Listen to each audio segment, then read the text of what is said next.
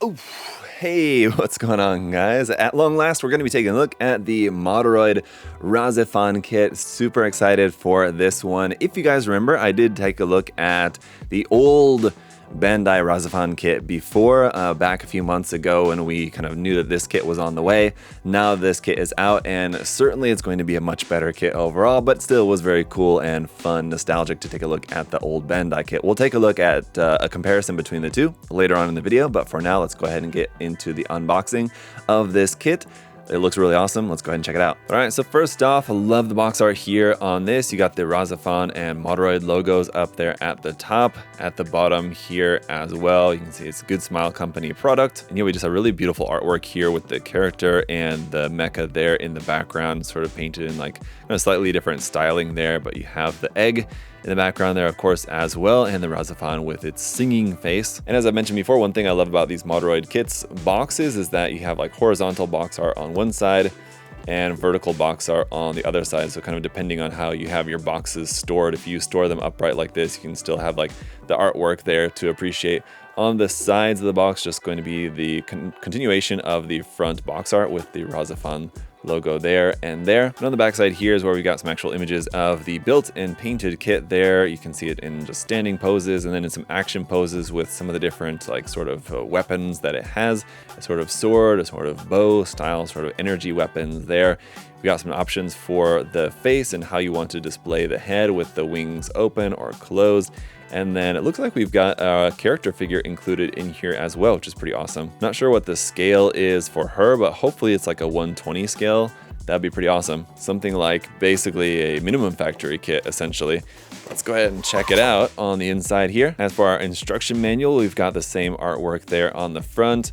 And it looks like everything's going to be in full color, which is pretty typical for the Moderoid and like Max Factory, Good Smile Company model kits. Here, we've got the decal guide, which is basically just decals for the eyes. As we do have a small waterslide decal sheet here for the eyes for the character figure, which is awesome, which basically makes it, yeah, pretty much a minimum factory kit that you have included with this, which is really, really cool. We've got the parts list over here on the next page, and with these highlighted yellow parts being parts that have pre-printing on them, I would assume for like some of like the face parts and stuff like that. But here, as we're getting into the construction, you can see everything is all in full color. It's very nice, just makes it very easy to go through the construction process there. And once we get to the very end here, once the kit is all completed, there we have our instructions for the character figure as well. So yeah, that's really nice to have that included. So getting into the runners then, here runner A is in white, but you can see we do have some details on those face parts that's pre-printed there for us. Looks like some metallic orange and gold little details there for the faces, and the feathers here for the head parts look really nice as well. Then runners B, C, D, and E are going to be the rest of our white parts here for the kit. Doesn't really look like there's any kind of like special coating or they're like metallic or pearl injected or anything like that. So just kind of a standard white color here for all these. Here you can see on runner E, it's going to be a bunch of our hand parts there.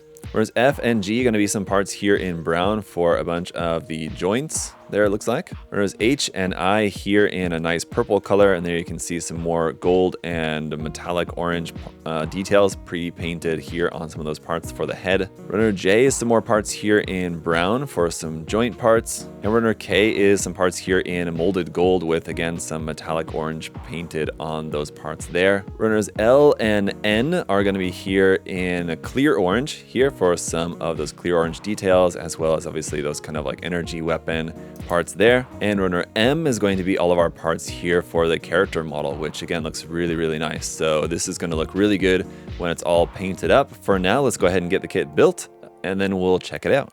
All right, so here it is all built up. Looks fantastic. I really like the size and especially the proportions on this one as well. I mean, if you guys saw my review of Bandai's old model kit version of the Rahxephon, you know that this is just immediately looking far and away so much better. I mean, we'll take a look at the two of them side by side here in just a moment, but just really, really nice build on this one. As I said, the proportions on this are really, really nice, and just the detail and how this looks just straight out of the box. It's absolutely fantastic that it's mostly color accurate. There's probably probably very little that you would really have to do to this to get it looking, you know, any more kind of like anime accurate in terms of just coloring a little bit of paint lining on like some of the paint line details that you have around like the arms, the shoulder, the face, a little bit there maybe, but not that much else that you would really have to do with this, and it's just looking fantastic straight out of the box. So really love that. We do have some cool option parts in here as well, so let's go ahead and take a look at those too. So starting off with our head and face option parts here. For the part at the top of the head, that purple and orange and gold part there, you have another option for that for when it's in its kind of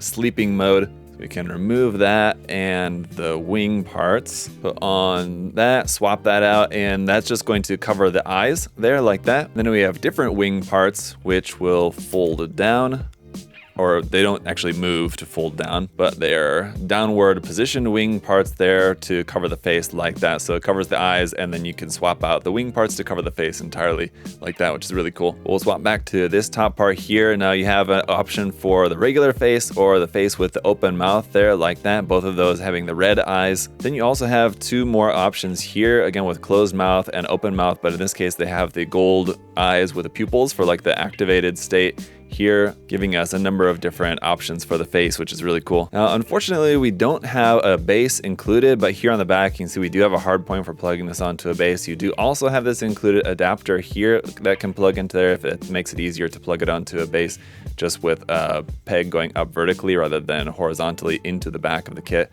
there like so. For our hand options, then we've got these closed fists here, still rather pointy though, very cool. We've also got a set of open hands here, and they're open, just kind of like an open resting position. Kind of would have liked if we would have had options to have them more like outstretched open hands like that, but those also look really nice, very sharp nails on those. And then our other hand options are kind of here for the weapons, as this one here for the right side has a particular groove in it that's meant to hold this arrow effect part here. So this beam or arrow or energy arrow effect will fit into this specifically made hand for that. So I just kind of left them together here like so. So that's for when it's drawing an arrow with the bow. And the bow effect part here is meant to be attached onto the back side of the hand on the left arm. You're just going to take off that purple part here and swap it out for this one, and then you'll swap out that left hand for this pointing hand here for when it's got the bow. It's supposed to be like sort of pointing where like the arrow, the energy arrow is going. So that's our hand option parts and weapon option parts. We do have one more, but the bow effect here is quite long, coming in at about 20 centimeters overall in length for that. So really good size effect part there. That looks nice. And then we do also have this sword effect part. For this one, you do have to, once again, do some part swapping just by basically removing this purple part on there and replacing that with the effect part from the bow. So you have like one of this optional part here that goes on the back of the hand for the beam effect. So you can't have the bow and the sword on at the same time because you only have one of these parts. You're going to swap that part out. And that basically just gives us this extra little groove and space inside around there for the effect part to fit into that. And there we go. There's the effect part for the sword. Very thin and fragile. You're definitely going to want to be careful with that. And the arrow as well. This one, I mean, the plastic does seem to be in like a little bit more resilient plastic, so not like too brittle. It's not soft plastic though too, which is really good. I would not have liked if it was in just like a very soft plastic. So I like this. You are going to have to be careful with these effect parts though, but it looks fantastic there. This one also really quite long. And I don't think that the kit is technically to any particular scale, but just to give you guys a sense of the height of the kit here, up to the top of the head, just about almost 20 centimeters there. And I believe the Rahxephon in universe is a 50-meter tall mecha. That's up to the top of the head, not including the wings. Doing some quick math with that, at 1/100 scale, that would make the kit have to be 50 centimeters tall. At 1/200 scale, it would be 25 centimeters tall. It's not quite that, so it's like maybe 1 to 225 scale, something like that. Anyway, certainly last but not least, we have our small scale figure here. This one, it seems to be around 120 scale, I think, for the scale of this one, of Reika from the series. It's all molded in white, but it's all snap fit. I haven't glued anything. Well, I did glue one part here on the back, but you don't have to glue that for like the back half of the torso.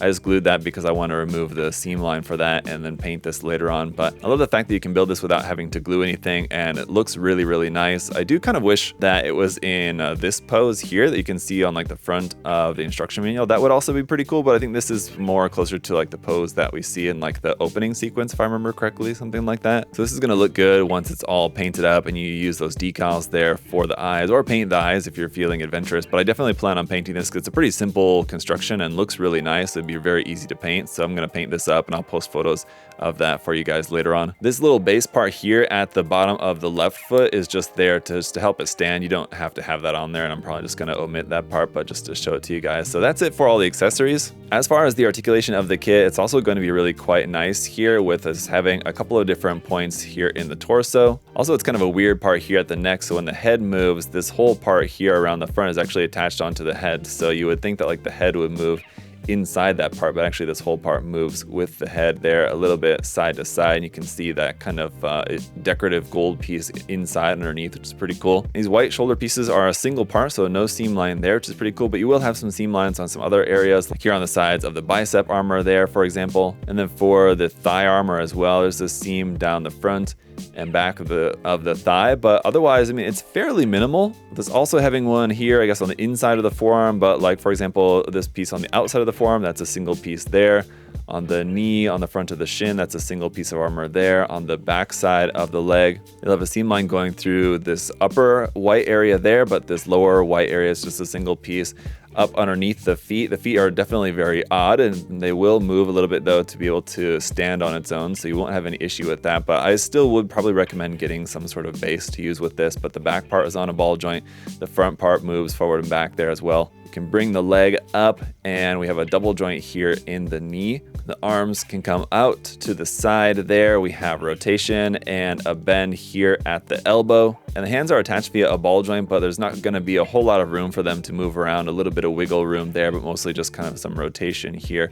But these clear orange parts inlaid around on the kit, and then the detail on like the brown areas of like kind of the joints all look really, really nice on this. But now time for a comparison with Bandai's kit. So as you can see, the overall height is similar. The Moderoid kit is a little bit taller here, and neither of these are in an actual like stated scale. But as you can see, there's definitely going to be a difference in the proportions with the Moderoid's head being a little bit smaller here, a little bit kind of wider shoulders there, it looks like, and definitely the legs being a bit longer and slimmer there compared to Bandai's option as well. As far as the color details, like all the little bits of blue on the legs of the Bandai kit there, it's all stickers, which you can see are already kind of like peeling off here from when I reviewed this kit a little while back.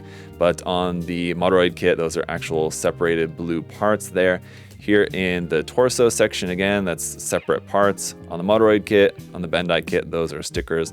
The chest is separate parts there, of course. As for the wings here at the top on the Bandai kit, if you guys don't remember, are in this like soft rubber, which will keep them from getting broken, surely, but is not really ideal. And in the case of the details on the top of the head there, like the gold and the orange on both kits, that was actually a pre-printed detail, if I remember correctly. And Bandai's actually has the little gold for the smaller eyes on the top of the head there printed as well, which is kind of interesting. But it's sort of interesting kind of how close the models are. I mean, they are going to look rather different, and there's a lot of improvements to the Moderoid kit, of course, coming out, over 20 years later. Another example with the Bandai kit is that the hands are also in that soft rubber plastic, which is not ideal. Again, having these much sharper, much crisper details and really nicely detailed hands on the Moderoid kit is definitely ideal there. So some interesting differences between the two for sure. And then the Bandai's version also doesn't come with any of the effect parts, so it's going to be definitely lacking there, and just the faces in particular. I mean, the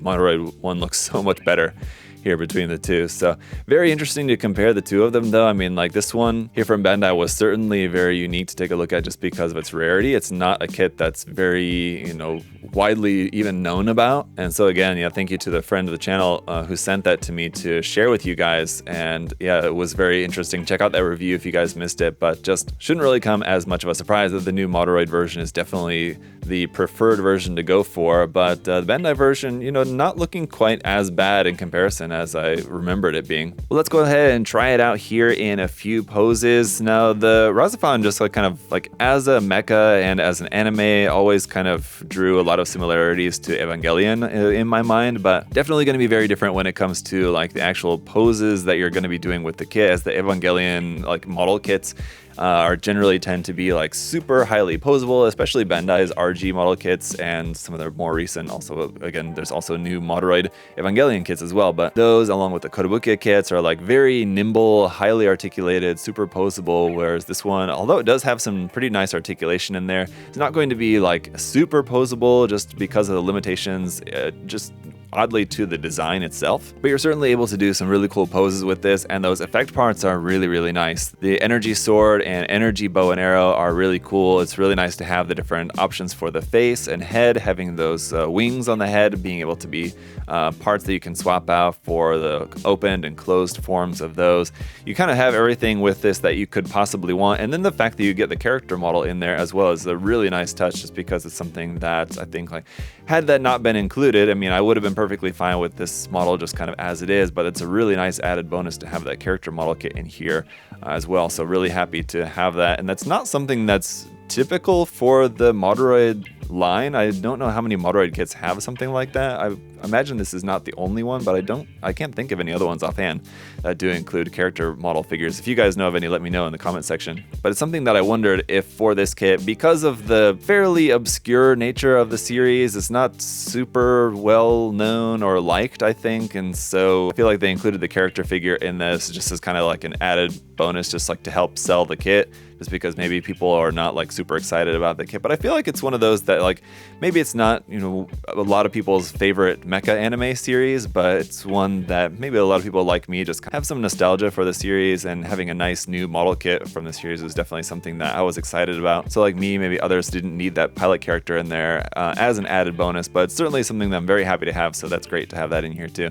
The kit is very nice. Definitely recommend checking out the kit for yourself if you're a fan. It's a very unique design, very cool design. I think they did a really good job making a new version of this and kind of giving us everything that you could possibly want with it. So check it out at usagundamstore.com. The link will be down in the video description below, as well as lots of other great stuff from the Moderoid line and other different mecha model kits. So check all that out on the website. And as always, guys, thanks so much for all of your support, leaving a like and making sure that you're subscribed as well. Really appreciate it. Until next time, hope y'all are doing well. See you guys next time. Later.